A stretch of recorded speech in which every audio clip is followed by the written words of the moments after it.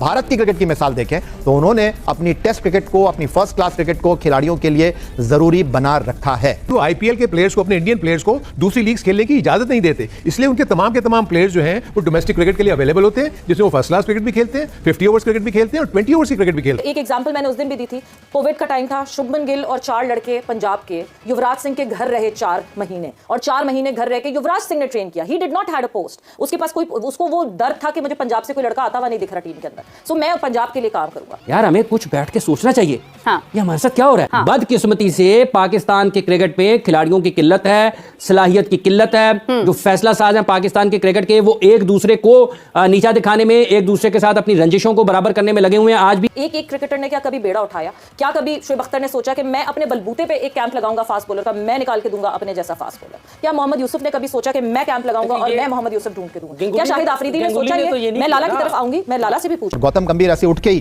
Cricket India के साथ associate नहीं हो गए, वो भारतीय जनता पार्टी के साथ मुंसलिक थे, उन्होंने अपने सियासी करियर को फुल स्टॉप लगाया। उनकी जो सिलेक्शन कमेटी है, उनके सेलेक्टर का बाकायदा तौर पर इम्तिहान होगा। हमारे पास तो टैलेंट है नहीं ना, एबी डिविलियर्स नहीं है या कोई, हमारे पास हार्दिक पांड्या नहीं है, हमारी क्रिकेट कहां स्टैंड करती है? हम कीनिया की टीम के खिलाफ भी परफॉर्म करके हम पता क्या बोलेंगे, ओ जी बड़ा क्या काम हमने किया है। अल्लाह का काम है, इस कौम ने हमें नो डाउट बहुत इज्जत दी है। हमारी भी इसमें कुछ गलतियां हैं और कुछ जो पीसीबी जो हम देखते हुए आए काफी अरसे से, पीसीबी की मैनेजमेंट की भी। पाकिस्तान 1947 में बना, पाकिस्तान को बने 75 बरस होने को हैं। पाकिस्तान ने अपना पहला मैच 1952 में फिरोज शाह कोटला दिल्ली में खेला।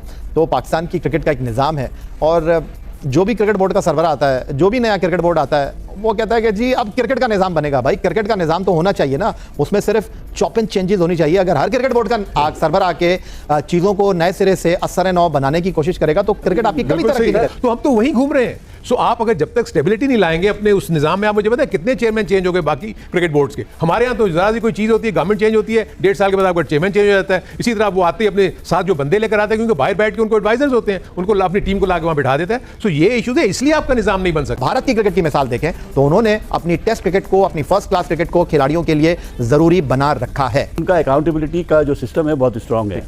हमारे यहाँ ये जो सारी चीज़ें हो रही है वो प्लेयर की मनमानी के मुताबिक हो रही है कि T20 वो नहीं खेलेगा तो नहीं खेलेगा, मर्जी है, क्योंकि वो कहता है कि मैं बाहर जाकर 3-4 लीग खेल के पैसे कमा लूंगा, मुझे कोई जरूरत नहीं टेस्ट क्रिकेट खेलने की।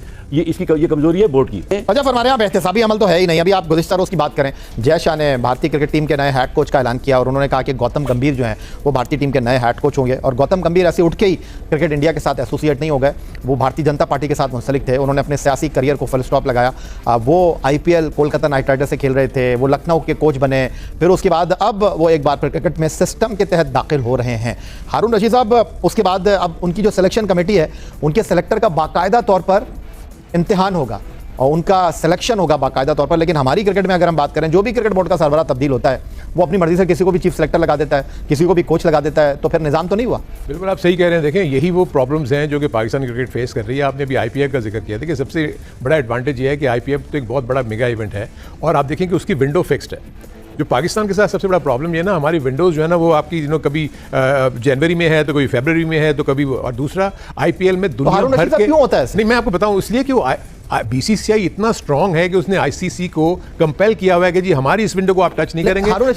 BCCI स्ट्रांग है, मैंने आपकी बात मान ली, लेकिन BCCI आपके डोमेस्टिक निजाम में तो इंटरफेयर नहीं कर रहा। उनको अपने डोमेस्टिक निजाम को मिल गया ना। देखें ना, अगर आपकी विंडो फिक्स हो गई IPL की तो आपके डोमेस्टिक का निजाम तो आपके जो सीजन शुरू होगा, जहां एंड होगा, वो उनको पता है, उसी के मुताबिक वो करेंगे। एंड देन वो IPL के प्लेयर्स को, अपने इंडियन प्लेयर्स को दूसरी लीग्स खेलने की इजाजत नहीं देते, इसलिए उनके तमाम के तमाम प्लेयर्स जो हैं वो डोमेस्टिक क्रिकेट के लिए अवेलेबल होते हैं, जिसमें वो फर्स्ट क्लास क्रिकेट भी खेलते हैं, 50 ओवर्स क्रिकेट भी खेलते हैं और 20 ओवर्स की क्रिकेट भी खेलते हैं। तो इसलिए जब वो टेस्ट सीरीज में जाते हैं तो वो 15 प्लेयर आपके निकल जाते हैं। बदकिस्मती से हमारा प्रॉब्लम इट्स नॉट दैट कि इंटरनेशनल प्लेयर्स ही बाहर चले जाते हैं, आपके डोमेस्टिक के प्लेयर्स आपकी डोमेस्टिक क्रिकेट छोड़ के T20 लीग्स खेलने चले जाते हैं। This is the biggest issue जो कि इस PCB को या जो भी करता धरता है इनको एड्रेस करना होगा। और दूसरी चीज़ जो आप ये बात कर रहे हैं, देखें IPL में वो प्लेयर्स आते हैं, हमारे PSL में वो प्लेयर्स आते हैं जो अपनी अपनी कंट्री से ड्रॉप आउट्स होते हैं। सो हमारे PSL का स्टैंडर्ड और IPL का स्टैंडर्ड में ज़मीन आसमान का फर्क है। वहाँ जितने भी प्लेयर्स आते हैं वो टॉप नॉच प्लेयर्स होते हैं दुनिया भर के, तो इसलिए उनका कंपटीशन का मोड बिल्कुल डिफरेंट है, हमारा कंपटीशन का मोड डिफरेंट है। इसीलिए उस्मान खान ने क्यों स्ट्रगल किया?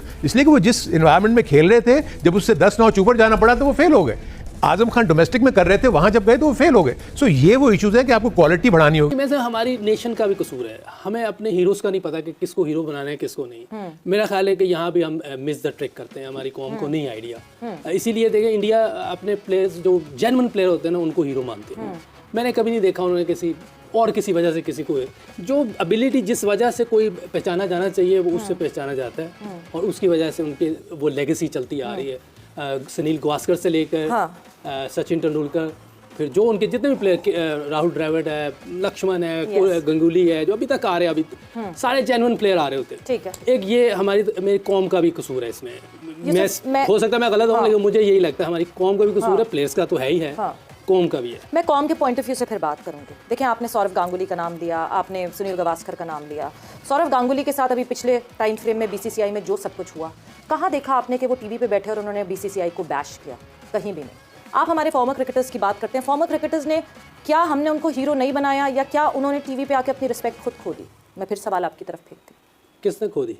हमारे फॉर्मर क्रिकेटर्स ने। कौन से? बहुत सारे, जो आप कह रहे हैं ना कि हीरोज नहीं बनाया। हमारे हीरोज ने मीडिया पे आके ऐसे बात की कि आपकी इमेज शैटर हो गई। क्या ये सही है कि गलत है? लोग गलत करते हैं ना, बिल्कुल गलत करते हैं। बीसीसीआई ने क्या किया गंगुली के साथ? क्या किया आप बताएं? उनको जिस तरह सैक किया प्रेसिडेंसी से, पहले उस तरह लाए आप वसीम अकरम को लाए चेयरमैन, इंजमाम को क्रिकेट बोर्ड का चेयरमैन लाए। मैं जो बात कर रही हूं आप उस बात पे नहीं आ रहे। वही बात कर रहा हूं, आप लाए इंजमाम को चेयरमैन क्रिकेट बोर्ड, लाइए। तो वो भी तो आया ना, इंजमाम भाई के लेवल का प्लेयर नहीं है, लेकिन लेके आए हैं वो। हम क्यों नहीं लाए इंजमाम भाई को? हम क्यों नहीं वसीम अकरम को लाए? सबसे काम जो जितने भी बड़े प्लेयर हैं दुनिया के, वो जाके फर्स्ट क्लास क्रिकेट में पहले काम करते हैं। किसने रोका है? मैं फिर वापस आऊंगी, किसने रोका है? बिकॉज एक एग्जांपल मैंने उस दिन भी दी थी, कोविड का टाइम था, शुभमन गिल और 4 लड़के पंजाब के युवराज सिंह के घर रहे 4 महीने, और 4 महीने घर रह के युवराज सिंह ने ट्रेन किया। He did not had a post, उसके पास कोई, उसको वो दर्द था कि मुझे पंजाब से कोई लड़का आता हुआ नहीं दिख रहा टीम के अंदर, सो मैं पंजाब के लिए काम करूंगा। एक क्रिकेटर ने क्या कभी बेड़ा उठाया? क्या कभी शोएब अख्तर ने सोचा कि मैं अपने बलबूते पे एक कैंप लगाऊंगा फास्ट बॉलर का, मैं निकाल के दूंगा अपने जैसा फास्ट बॉलर? क्या मोहम्मद यूसुफ ने कभी सोचा कि मैं कैंप लगाऊंगा और मैं मोहम्मद यूसुफ ढूंढ के दूंगा? क्या शाहिद आफरीदी ने सोचा ये? मैं लाला की तरफ आऊंगी, मैं लाला से भी पूछती हूँ कि लाला, सबकी रिस्पॉन्सिबिलिटी बनती है, and now is the right time कि हम रियलाइज करें कि सबने वो रिस्पॉन्सिबिलिटी पूरी करनी है अगर पाकिस्तान क्रिकेट को बचाना है। लाला आपसे पूछ रहे हैं।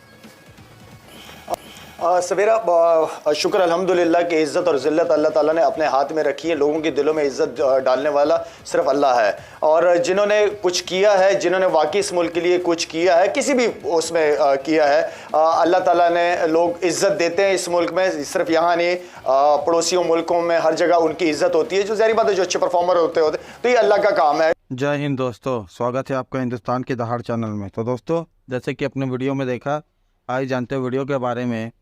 जब 1987 में भारत और पाकिस्तान ने विश्व कप की संयुक्त मेजबानी की थी, तब दोनों देशों की आर्थिक स्थिति कमोबेश एक जैसी थी, लेकिन समय के साथ हालात बदलते गए।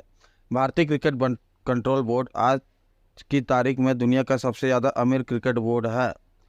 पाकिस्तान की अर्थव्यवस्था का हाल किसी से छुपा नहीं है। 1 दर्जन से अधिक बेल आउट होने के बाद पाकिस्तान की माली हालत नाजुक दौर से गुजर रही है। जाहिर सी बात है कि पाकिस्तान क्रिकेट बोर्ड की माली हालत भी कोई बहुत जुदा नहीं है। जिस तरह देश की अर्थव्यवस्था अंतर्राष्ट्रीय मुद्रा कोष पर निर्भर है, तो पीसीबी की अर्थव्यवस्था क्रिकेट के मैदान पर उसकी टीम द्वारा खेले गए मैच के नतीजों पर निर्भर है। लेकिन पाकिस्तान को वहां पर भी भारत की तरह मनमाफिक परिणाम नहीं मिल रहे हैं। जब 1987 में भारत और पाकिस्तान ने विश्व कप की संयुक्त मेजबानी की थी, तब दोनों देशों की आर्थिक स्थिति कमोबेश एक जैसी थी, लेकिन समय के साथ हालात बदलते गए। भारतीय क्रिकेट कंट्रोल बोर्ड आज की तारीख में दुनिया का सबसे ज़्यादा अमीर क्रिकेट बोर्ड है। यह वाक़या ज़्यादा पुराना नहीं है, जब पिछले साल अक्टूबर माह में खेले गए विश्व कप में पाकिस्तान क्रिकेट टीम का अभियान अपने बोर्ड की खराब आर्थिक स्थिति के कारण पटरी से उतर गया था। खराब प्रदर्शन ने उसके क्रिकेट बोर्ड की प्रबंधकीय क्षमता की भी पोल खोल दी थी।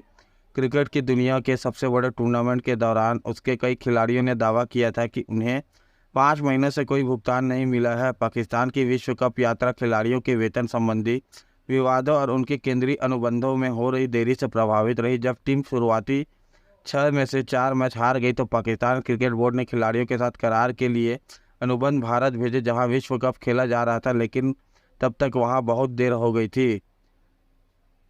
किस तरह होती है कमाई। पीसीबी का अपना संविधान है, वह अपना राजस्व खुद पैदा करता है। इस पैसे को देश में क्रिकेट के विकास के लिए खर्च किया जाता है। उसे पाकिस्तान की संघीय या प्रांतीय सरकारों या सार्वजनिक राजकोष से कोई अनुदान या धन प्राप्त नहीं होता। धन प्राप्ति के लिए उसे अपने संसाधनों पर निर्भर रहना होता है। पीसीबी की मुख्य कमाई अंतर्राष्ट्रीय क्रिकेट परिषद आईसीसी, उनके हिस्से पाकिस्तान सुपर लीग के टाइटल प्रोविजन की बिक्री, लीग, घरेलू और अंतर्राष्ट्रीय मैचों के प्रसारण अधिकारों से होती है। जब 2024-27 चक्र के दौरान होने वाली कमाई $600 मिलियन के पूल के राजस्व हिस्सेदारी प्रदर्शित की तो घोषणा की, तो उसमें भी पीसीबी को कम हिस्सा मिला। भारतीय क्रिकेट कंट्रोल बोर्ड को अपेक्षित रूप में सबसे बड़ा हिस्सा मिला। बीसीसीआई के खाते में $230 मिलियन आए, जो आईसीसी का कुल राजस्व का 38.5% है। दूसरी ओर पीसीबी को कुल राशि का 5.75% मिला, जिससे उसे $34.51 मिलियन की कमाई हुई थी। आईपीएल में पीएसएल की तुलना में काफ़ी ज़्यादा पुरस्कार राशि प्रदान किए जाते हैं, जो दोनों लीगों के बीच वित्तीय पैमाने और वैश्विक दर्शकों की संख्या में भारी अंतर को दर्शाता है। पीएसएल 2023 जीतने के लिए लाहौर कलंदर्स को लगभग 3.4 करोड़ पाकिस्तानी रुपए के नगद पुरस्कार से सम्मानित किया था, जबकि आईपीएल में विजेता टीम को 20 करोड़ रुपए का पुरस्कार मिलता है। पिछले सीजन में चेन्नई सुपर किंग ने आईपीएल का खिताब जीता था। तो दोस्तों, अगर आपको ऐसी वीडियो देखना पसंद है तो हमारे चैनल को सब्सक्राइब करें, वीडियो को लाइक करना ना भूलें। धन्यवाद। जय हिंद, जय भारत।